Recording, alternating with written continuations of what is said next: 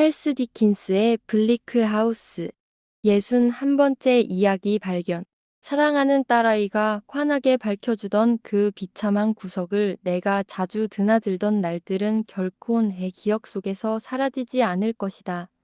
나는 그곳을 본 적이 없고 지금도 보고 싶지 않다. 그 이후로 딱 한 번 그곳에 갔을 뿐이지만 내 기억 속에는 영원히 빛날 그곳을 비추는 애절한 영광이 있다. 물론 하루도 빠짐없이 그곳에 들렀습니다. 처음에는 스킨폴 씨가 두세 번 그곳에 계셨는데 그는 한가롭게 피아노를 치며 평소처럼 활기찬 어조로 이야기하고 있었습니다. 그런데 그가 이처들을 더 가난하게 만들지 않고 그곳에 있을 가능성에 대해 매우 불신하는 것은 물론이고 그의 무심한 쾌활함에는 제가 아는 에이다의 삶의 깊이와 너무나 동떨어진 무언가가 있는 것 같은 느낌이 들었습니다. 에이다도 저와 같은 감정을 가지고 있다는 것을 분명히 느꼈습니다. 그래서 오랜 고민 끝에 스킨폴 씨를 직접 찾아가 제 사정을 조심스럽게 설명하기로 결심했습니다. 제 사랑하는 딸은 제가 대담하게 만든 큰 배려였습니다. 어느 날 아침, 찰리와 함께 소머스타운으로 출발했습니다. 집에 다다르자 나는 되돌아가고 싶은 마음이 간절했습니다. 스킨폴 씨에게 좋은 인상을 남기려는 필사적인 시도였고 그가 나를 완전히 압도할 가능성이 매우 높다는 생각이 들었기 때문입니다. 하지만 그곳에 있는 이상 나는 그 일을 해낼 수 있을 거라고 생각했습니다. 떨리는 손으로 스킨폴 씨의 문을 두드렸습니다. 말 그대로 손으로 두드린 것이었습니다. 문지기가 없었으니까요. 오랜 교섭 끝에 내가 두드렸을 때 근처에 있던 아일랜드 여성이 집 안으로 들어왔습니다.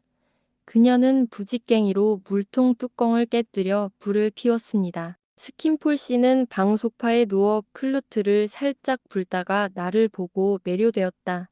자, 이제 누가 나를 맞아야 할까요? 그가 물었다. 의식의 주인으로 누구를 택해야 할까요? 희극의 딸, 미녀의 딸, 아니면 감정의 딸 중 누구를 택해야 할까요? 아니면 모든 딸들을 한꺼번에 완벽한 꽃다발로 만들어야 할까요? 나는 이미 반쯤 낙담한 채로 그가 허락해준다면 그 사람과만 이야기하고 싶다고 대답했다. 서머슨 양, 정말 기쁩니다. 물론이죠. 그는 의자를 내 쪽으로 가까이 가져오며 매혹적인 미소를 지으며 말했다. 물론 업무는 아니죠. 그럼 즐거움이겠죠. 나는 그것이 사업적인 일이 아니라고 말했지만 그다지 즐거운 일은 아니었다. 그럼 서머슨 양. 그는 솔직하고 쾌활하게 말했다. 그건 언급하지 마세요. 왜 유쾌하지 않은 일을 언급해야 합니까? 저는 절대 안 합니다. 그리고 당신은 모든 면에서 저보다 훨씬 더 유쾌한 존재입니다. 당신은 완벽하게 유쾌한 존재이고 저는 불완전하게 유쾌한 존재입니다. 그런데 제가 불쾌한 일을 절대 언급하지 않는데 당신은 얼마나 더 유쾌하지 않겠습니까? 자, 이제 그 문제는 해결되었고 다른 이야기를 합시다. 나는 당황스러웠지만 여전히 그 주제를 탐구하고 싶다는 것을 용기 있게 표현했습니다. 서머슨 양이 그런 걸 만들 수 있다고 생각했다면 실수였을 겁니다. 스킨폴 씨가 싱긋 웃으며 말했다. 하지만 저는 그럴 수 없어요. 스킨폴 씨, 나는 그의 눈을 바라보며 말했다. 당신이 세상의 평범한 일들에 대해 아무것도 모른다는 말을 자주 들었습니다. 우리 은행 친구 3명 말이에요. L, S. 그리고 주니어 파트너는 누구죠? D. 스킨폴 씨가 밝게 말했다. 전혀 모르는 사람이네요. 아마도 내가 말을 이었다. 그 때문에 내 대담함을 용서해 주실 겁니다. 리처드가 전보다 더 가난해졌다는 사실을 진심으로 알아야 한다고 생각합니다. 맙소사, 스킨폴 씨가 말했다. 나도 그래요.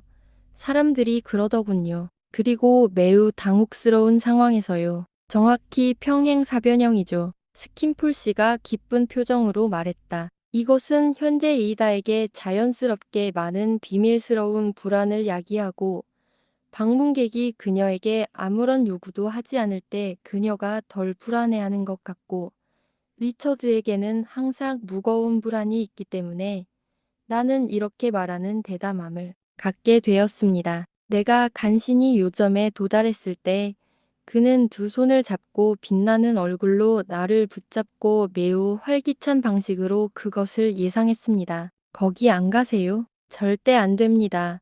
서머슨 양. 정말 절대 안 됩니다. 왜 가야 하죠? 어디든 갈 때는 즐거움을 위해 갑니다. 고통을 위해 가는 게 아닙니다. 왜냐하면 저는 즐거움을 위해 만들어졌기 때문입니다. 고통은 제가 원할 때 찾아옵니다. 요즘 우리 사랑하는 리처드네 집에서는 거의 즐거움을 느끼지 못했는데 당신의 현실적인 통찰력이 그 이유를 보여줍니다. 한데 그토록 매료되었던 젊은 시절의 시적 감성을 잃어버린 우리 젊은 친구들은 이 사람은 파운드를 원하는 사람이구나라고 생각하기 시작합니다. 저도 그렇습니다. 저는 항상 파운드를 원합니다. 제 자신을 위해서가 아니라 상인들이 항상 저에게 파운드를 원하기 때문입니다. 다음으로 우리 젊은 친구들은 마치 돈만 노리는 사람처럼 이 사람은 파운드를 가지고 있었고 빌린 사람이구나라고 생각하기 시작합니다. 사실 저는 항상 파운드를 빌립니다. 그래서 우리 젊은 친구들은 산문으로 전락했습니다. 이는 매우 유감스러운 일입니다. 저에게 즐거움을 주는 능력이 퇴화되었습니다. 그런데 왜 제가 그들을 보러 가야 합니까? 말도 안 되는 소리입니다. 그는 이렇게 추론하며 밝은 미소를 지으며 알을 바라보았지만 이제는 매우 놀라운 무관심한 자비심의 표정이 나타났습니다. 게다가 그는 가벼운 확신에 찬 어조로 자신의 주장을 이어갔다. 만약 내가 고통을 위해 아무 데도 가지 않는다면 그건 내 존재의 의도를 왜곡하는 일이고 끔찍한 짓이 될 텐데 왜 내가 고통의 원인이 되려고 어디를 가야 하겠는가? 지금처럼 정신이 제대로 가누지 못하는 어린 친구들을 보러 간다면 나는 그들에게 고통을 안겨줄 것이다. 나와 어울리는 것은 불쾌한 일일 것이다. 그들은 이 사람은 돈은 있는데 돈은 못 내는 사람이야 라고 말할지도 모른다. 물론 나는 그럴 수 없다. 그보다 더 불가능한 일은 없을 것이다. 그렇다면 친절을 베푸는 것은 내가 그들에게 가까이 가지 않는 것을 요구하는데 나는 그러지 않을 것이다. 그는 내 손에 다정하게 입을 맞추고 고맙다고 말하며 이야기를 마무리했다. 서머슨 양의 재치 있는 재치 없이는 이 문제를 알아낼 수 없었을 거라고 그는 말했다. 나는 몹시 당황했지만 핵심을 짚어냈다면 그가 그 모든 것을 아무리 이상하게 왜곡하더라도 별 문제가 되지 않을 거라고 생각했다. 하지만 나는 다른 이야기를 하기로 마음먹었고 그 일로 낙담해서는 안 될 것 같았다. 스킨폴 씨, 내가 말했다. 방문을 마치기 전에 얼마 전 그 불쌍한 소년이 누구와 함께 황량한 집을 떠났는지 당신이 알고 있었고 그때 선물을 받았다는 사실을 가장 확실한 출처를 통해 알게 되어 매우 놀랐습니다. 후견인에게는 그 사실을 말하지 않았습니다. 불필요하게 그에게 상처를 줄까봐 걱정되기 때문입니다. 하지만 당신에게는 매우 놀랐다는 말씀만 드리겠습니다. 아니요. 정말 놀라셨습니까? 서머슨 양. 그는 상냥한 눈썹을 치켜올리며 의아한 듯 대답했다. 매우 놀랐습니다. 그는 잠시 동안 아주 기분 좋고 기발한 표정으로 생각하더니 곧 포기하고 아주 매력적인 어조로 말했다. 내가 얼마나 어린애인지 알잖아. 왜 놀라? 나는 그 질문에 자세히 들어가고 싶지 않았지만 그가 간청하듯이 정말 궁금해서 묻자. 나는 그의 행동이 여러 가지 도덕적 의무를 무시하는 듯한 인상을 준다고 최대한 부드럽게 설명해 주었다. 그는 이 말을 듣고 매우 재미있어하며 정말요. 라고 순진한 듯 대답했다. 제가 책임을 질 생각이 없다는 건 아시잖아요. 절대 그럴 수 없어요. 책임은 항상 저 위에 아니면 아래에 있는 거예요. 스킨폴 씨가 말했다. 어느 쪽인지도 모르겠어요. 하지만 제가 아는 서머슨 양 실용적인 감각과 명료함으로 항상 뛰어난 분이죠. 이 사건을 어떻게 처리했는지를 보면 아마 돈 문제가 주된 원인이었던 것 같아요. 아시겠어요? 나는 무심코 이에 조건부 동의를 표했다. 아, 그럼 아시겠죠? 스킨폴 씨는 고개를 저으며 말했다. 저는 도저히 이해할 수 없습니다. 일어나면서 나는 뇌물을 받고 보호자의 신뢰를 저버리는 것은 옳지 않다고 말했다. 친애하는 서머슨 양. 그는 그만의 솔직한 웃음으로 대답했다. 저는 뇌물을 받을 수 없습니다. 버키 씨가 아니겠어요. 내가 말했다. 아니요. 그가 말했다. 아무도 안 줘요. 저는 돈에 아무런 가치도 두지 않아요. 관심도 없고 잘 모르고 원하지도 않고 갖고 있지도 않아요. 돈은 제게서 바로 사라지잖아요. 어떻게 뇌물을 받을 수 있겠어요? 나는 그 질문에 대해 논쟁할 능력은 없었지만 다른 의견을 가지고 있음을 보여주었습니다. 오히려 그렇지. 스킨폴 씨가 말했다. 그런 경우에는 제가 바로 우울한 위치에 있어야 할 사람입니다. 그런 경우에는 다른 사람들보다 우월합니다. 그런 경우에는 철학적으로 행동할 수 있습니다. 이탈리아 아기가 붕대에 휘둘리듯 편견에 휘둘리지 않습니다. 저는 공기처럼 자유롭습니다. 카이사르의 아내처럼 의심받지 않는다고 느낍니다. 그의 태도의 가벼움과 그가 깃털 뭉치처럼 문제를 던지면서 자신을 설득하는 듯한 장난기 어린 공정성에 필적할 만한 것은 분명 다른 사람에게서는 찾아볼 수 없었을 것입니다. 서머슨 양, 이 사건을 살펴보세요. 여기 소년이 집에 들어와서 제가 강력히 반대하는 상태로 잠자리에 들었습니다. 소년이 잠자리에 들자 잭이 지은 집처럼 한 남자가 도착했습니다. 여기 소년을 집으로 데려와서 제가 강력히 반대하는 상태로 잠자리에 들게 해달라고 요구하는 남자가 있습니다. 여기 소년을 집으로 데려와서 제가 강력히 반대하는 상태로 잠자리에 들게 해달라고 요구하는 남자가 제시한 지폐가 있습니다. 여기 소년을 집으로 데려와서 제가 강력히 반대하는 상태로 잠자리에 들게 해달라고 요구하는 남자가 제시한 지폐를 받는 스킨폴이 있습니다. 이것이 사실입니다. 좋습니다. 스킨폴은 그 지폐를 거절해야 했을까요? 왜 스킨폴은 그 지폐를 거절해야 했을까요? 스킨폴은 버킷에게 항의했습니다. 이게 뭐죠? 이해가 안 돼요. 저한테는 아무 소용도 없어요. 치워주세요. 버킷은 여전히 스킨폴에게 그것을 받아들이라고 간청한다. 편견에 휘둘리지 않은 스킨폴이 그것을 받아들여야 할 이유가 있을까? 그렇다. 스킨폴은 그 이유를 알고 있다. 그 이유가 무엇일까? 스킨폴은 속으로 생각한다. 그는 길들여진 스라손이자 활동적인 경찰관이며 지적인 사람이며 독특한 에너지와 뛰어난 통찰력을 지닌 사람으로 우리의 친구와 적이 도망칠 때 우리를 위해 그들을 차단해고 우리가 강도를 당했을 때 우리의 재산을 되찾아주고 우리가 살해당했을 때 편안하게 복수해준다. 이 활동적인 경찰관이자 지적인 사람은 그의 기술을 발휘하면서 돈에 대한 강한 믿음을 갖게 되었다. 그는 돈이 자신에게 매우 유용하다고 생각하고 사회에도 매우 유용하게 만든다.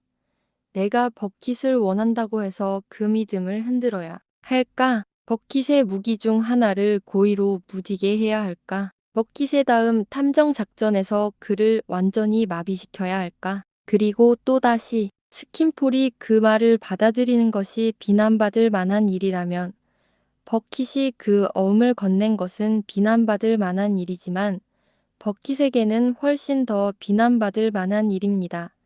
버킷이 아는 사람이기 때문입니다. 이제 스킨폴은 버킷을 좋게 생각하고 싶어 합니다. 스킨폴은 비록 작은 부분이지만 사물의 전체적인 응집력을 위해서는 버킷을 좋게 생각하는 것이 필수적이라고 생각합니다. 국가는 그에게 버킷을 신뢰하라고 명시적으로 요구합니다. 그리고 그는 그렇게 합니다. 그리고 그것이 그가 하는 전부입니다. 나는 이 설명에 대답할 말이 없어 작별 인사를 했다. 그러나 기분이 매우 좋았던 스킨폴 씨는 내가 리틀 코빈스들만 데리고 집으로 돌아가는 건 말도 안 된다고 생각하며 직접 나와 동행했다. 그는 가는 길에 여러 가지 즐거운 대화로 나를 즐겁게 해주었고, 헤어질 때 우리 젊은 친구들에 대해 내가 알아낸 그 훌륭한 재치를 절대 잊지 말라고 장담했다. 스킨폴 씨를 다시는 만나지 못했기에 그의 이력에 대해 아는 바를 바로 마무리해야겠습니다. 그와 제 보호자 사이에는 냉랭한 분위기가 감돌았는데, 이는 주로 앞서 언급한 이유와 나중에 일다에게서 들은 바에 따르면 리처드에 대한 보호자의 간청을 그가 무자비하게 무시한 데 기인한 것이었습니다. 그가 보호자에게 큰 빚을 지고 있다는 사실은 그들의 이별과는 아무런 상관이 없었습니다. 그는 약 5년 후 세상을 떠났고 일기와 편지, 그리고 그의 삶에 대한 다른 자료들을 남겼습니다. 이 일기는 출판되었고 그가 인류가 사랑스러운 아이를 상대로 공모하여 희생양이 되었음을 보여주었습니다. 매우 즐겁게 읽었지만 저는 책을 펼치자마자 우연히 발견한 문장 외에는 더 이상 읽지 못했습니다. 그 문장은 다음과 같았습니다. 잔다이스. 내가 아는 대부분의 사람들과 마찬가지로 그는 이기심의 화신이다. 이제 제 이야기의 한 부분을 이야기하게 되었습니다. 제 이야기에 거의 제 자신과 관련된 부분이지만 그 상황이 발생했을 당시에는 전혀 준비가 되어 있지 않았습니다. 제 불쌍한 늙은 얼굴과 관련하여 가끔씩 제 마음속에 되살아났던 작은 잔상들은 마치 유학이나 어린 시절처럼 사라져버린 제 삶의 한 부분에 불과했던 것처럼 되살아났을 뿐입니다. 저는 그 주제에 대한 수많은 약점들을 하나도 숨기지 않고 제 기억이 떠올리는 대로 충실하게 기록했습니다. 그리고 이 책의 마지막 단어들까지도 이제 그리 멀지 않은 미래에 있다고 생각되는 그 마지막 단어들까지도 똑같이 하기를 바라며 또 그럴 생각입니다. 몇 달이 쏜살같이 흘러갔고 내게 털어놓았던 희망에 힘입어 버티던 내 사랑하는 딸은 비참한 구석에서 여전히 아름다운 별처럼 빛나고 있었다. 더욱 지치고 수척해진 리처드는 날마다 법정을 드나들며 소송이 거론될 가능성이 희박하다는 것을 알면서도 하루 종일 무기력하게 앉아 있었고 결국 그곳의 흔한 구경거리 중 하나가 되었다. 신사들 중 누가 그가 처음 그곳에 갔을 때의 모습을 기억했을지 궁금하다. 그는 고정관념에 완전히 빠져들어 즐거울 때마다 우드코트가 아니었다면 지금처럼 신선한 공기를 마실 수 없었을 거라고 단언하곤 했습니다. 우드코트 씨만이 가끔 몇 시간씩 그의 주위를 돌려 깨워줄 수 있었습니다. 그가 심신의 무기력에 빠져 우리를 크게 놀라게 했을 때조차도 말입니다. 그리고 몇 달이 지날수록 그 무기력함은 더 잦아졌습니다.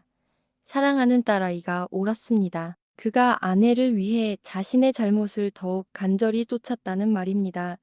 잃어버린 것을 되찾고자 하는 그의 욕망은 젊은 아내에 대한 슬픔으로 더욱 강해졌고 도박꾼의 광기처럼 되었을 것입니다. 앞서 말했듯이 저는 항상 거기에 있었습니다. 밤에 거기에 있을 때는 보통 찰리와 함께 마차를 타고 집으로 갔습니다. 가끔 보호자가 동네에서 저를 만나 함께 걸어서 집에 돌아오곤 했습니다. 어느 날 저녁, 보호자가 8시에 만나기로 약속했습니다. 평소처럼 정시에 떠날 수는 없었습니다. 사랑하는 딸아이를 위해 일하고 있었고 해야 할 일을 마무리하기 위해 몇 반을 더 꿰매야 했기 때문입니다. 하지만 정각이체 되지 않아 작은 작업 바구니를 챙겨들고 사랑하는 딸에게 마지막 입맞춤을 한 후 서둘러 아래층으로 내려왔습니다. 우즈코트 씨도 날이 저물어 가는 중이라 저와 함께 갔습니다. 우리가 늘 만나던 장소에 도착했을 때 가까웠고 우드코트 씨는 전에도 종종 저와 동행하셨지만 제 보호자는 거기에 없었습니다. 우리는 30분 동안 왔다 갔다 걸으며 기다렸지만 그의 모습은 보이지 않았습니다. 우리는 그가 오지 못하게 막혔거나 왔다 갔다 했다는 데 의견을 모았고 우드코트 씨는 저와 함께 집으로 걸어가자고 제안했습니다. 우리가 함께 걸어본 첫 산책이었다. 늘 만나던 장소까지 가는 아주 짧은 산책을 제외하고는 우리는 내내 리처드와 에이다에 대해 이야기했다. 나는 그가 해준 일에 대해 말로 고마움을 표하지 않았다. 그때는 그 어떤 말보다도 감사한 마음이 컸다. 하지만 그간 내가 그토록 간절히 느낀 것을 조금이라도 이해해 주었으면 했다. 집에 도착해 위층으로 올라가 보니 보호자분과 우드코트 부인께서 안 계셨다. 우리는 그 젊은 연인, 이제는 완전히 변해버린 남편이 어린 마음에 선택되었을 때 얼굴이 붉어진 딸아이를 내가 데려왔던 바로 그 방에 있었다. 보호자와 내가 그들이 희망과 약속의 싱그러운 햇살 아래 떠나가는 모습을 지켜보았던 바로 그 방이었다. 우리는 열린 창문 옆에 서서 거리를 내려다보고 있었는데 그때 우드코트 씨가 제게 말을 걸었습니다. 저는 그가 저를 사랑한다는 것을 순간적으로 깨달았습니다. 흉터투성이인 제 얼굴이 그에게는 전혀 변하지 않았다는 것을 순간적으로 깨달았습니다. 제가 동정심과 연민이라고 생각했던 것이 사실은 헌신적이고 관대하며 충실한 사랑이었다는 것을 순간적으로 깨달았습니다. 아, 이제 와서 깨닫기엔 너무 늦었군요. 너무 늦었군요. 너무 늦었군요. 그것이 제가 처음으로 품었던 배은망덕한 생각이었습니다. 너무 늦었군요. 내가 돌아왔을 때 그가 나에게 말했다. 내가 돌아왔을 때 내가 떠날 때보다 더 부유하지 않았고 당신이 병상에서 막 깨어난 것을 보았을 때 다른 사람들에 대한 따뜻한 배려로 가득 차 있었고 이기적인 생각에서 완전히 자유로웠던 것을 보았을 때, 오, 우드코트 씨, 참으세요, 참으세요. 나는 간청했다. 저는 당신의 칭찬을 받을 자격이 없습니다. 그 당시 저는 이기적인 생각이 너무 많았습니다. 정말 많이요. 내 사랑하는 이어 하늘만이 아실 것입니다. 그가 말했다. 제 칭찬은 연인의 칭찬이 아니라 진실입니다. 당신은 에스더 서머슨에게서 무엇을 보고 있는지, 그녀가 얼마나 많은 사람들의 마음을 감동시키고 일깨워 주는지, 얼마나 신성한 찬사와 사랑을 얻고 있는지 모릅니다. 오, 우드코트 씨, 내가 외쳤다. 사랑을 얻는다는 건 정말 위대한 일이에요. 사랑을 얻는다는 건 정말 위대한 일이에요. 저는 그 사랑이 자랑스럽고 영광스럽습니다. 그 이야기를 들으니 기쁨과 슬픔이 뒤섞인 눈물이 납니다. 사랑을 얻었다는 기쁨과 그보다 더 나은 대우를 받지 못했다는 슬픔이 뒤섞인 눈물이죠. 하지만 당신의 눈물을 생각할 여유가 없네요. 나는 더 강한 마음으로 그렇게 말했다. 그가 나를 칭찬하고 그의 목소리가 자신의 말이 진실이라는 확신에 떨리는 것을 들었을 때 나는 그에 걸맞은 사람이 되고 싶다는 열망이 더욱 강해졌다. 아직 늦지 않았다. 오늘 밤 내 인생의 예상치 못한 한 페이지를 마감했지만 앞으로 평생 더 그럴 만한 사람이 될 수 있었다. 그리고 그것은 나에게 위안이자 자극이 되었고 그렇게 생각했을 때 그에게서 비롯된 품위가 내 안에서 쏟아오르는 것을 느꼈다. 그는 침묵을 깨뜨렸다. 지금처럼 영원히 내게 소중할 그 사랑하는 사람에 대한 내 신뢰를 제대로 보여주지 못할 것 같아.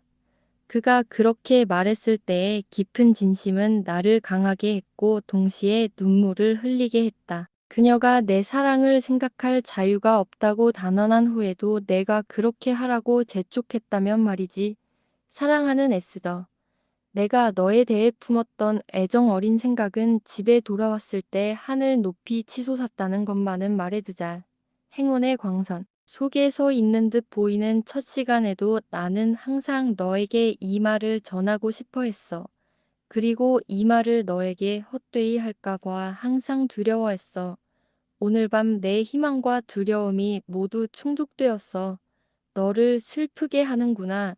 더 이상은 말할 수 없구나. 마치 그가 나를 천사라고 생각했던 것처럼 마치 무언가가 내 자리로 들어오는 것 같았고 그가 겪은 상실감이 너무나 슬펐습니다. 그가 처음으로 나에게 위로를 표했을 때처럼 그의 어려움을 돕고 싶었습니다. 우드코트 씨, 내가 말했다. 오늘 밤 헤어지기 전에 제가 할 말이 있습니다.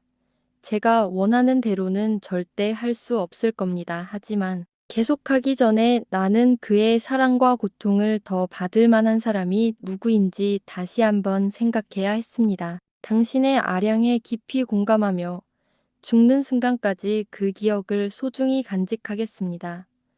제가 얼마나 변했는지 잘 알고 있고 당신도 제 과거를 모르지 않으시리라는 것을 알고 있으며 그토록 충실한 사랑이 얼마나 고귀한지 잘 압니다. 당신이 제게 해주신 말씀은 다른 어떤 입에서도 이토록 큰 감동을 줄 수 없었을 것입니다.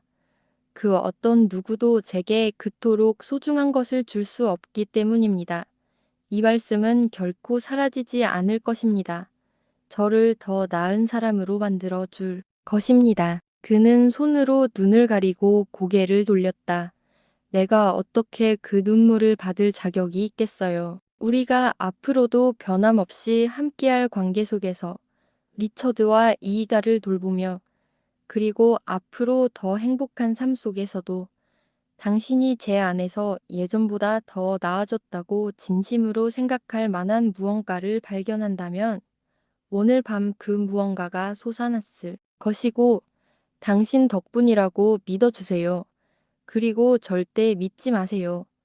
사랑하는 우드코트 씨, 제가 오늘 밤을 잊을 수 있다거나 제 심장이 뛰는 동안 당신에게 사랑받았다는 자부심과 기쁨을 느낄 수 없다고 생각하지 마세요. 그는 내 손을 잡고 입을 맞추었다.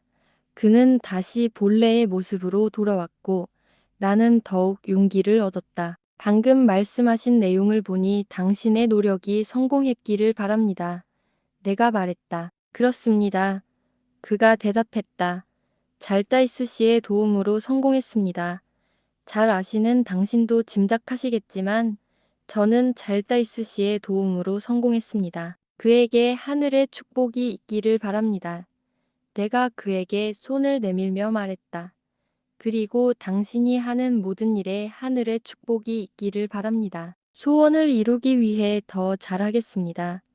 그가 대답했습니다.